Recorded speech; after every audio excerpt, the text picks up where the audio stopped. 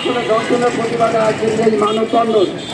আপনার নিজ আগে একটা পত্রিকা পড়লাম, শ্বশুর করতে গিয়ে নিজের বৌমাকে ধর্ষণ দাম নিয়ে নেবে, চিন্তা করেন। তৃতীয় শ্রেণীর একটা ছাত্রীগুলো খবরগুলো পড়লাম, হাওয়া করে কেটেছি। এই আসমা পরপরের কন্যাকে দর্শন করলো, সে দর্শন বাদীর বিচার চাইতে যে সেও খুন হল। একটা হাই স্কুলে মেয়েকে পড়ায়, সে দুঃখ হয়ে পড়ছিল আমার নিজের প্রতিবাদ করি। এই প্রতিবাদের সাথে আরো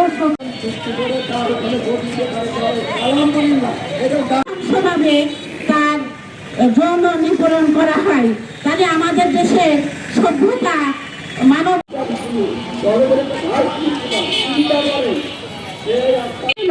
সমাজের কাছে একটা প্রশ্ন যে সেই বাচ্চা তো আর পড়াশোনা করাচ্ছি না, তাহলে কোথায় আছে আমরা?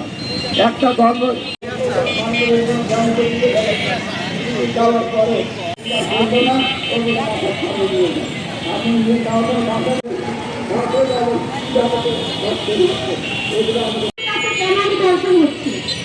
আমাদের মানসিকতা চেঞ্জ করতে হতে পারে। এখন মানুষের কাছ থেকে আমরা যে লাঞ্ছনা পাই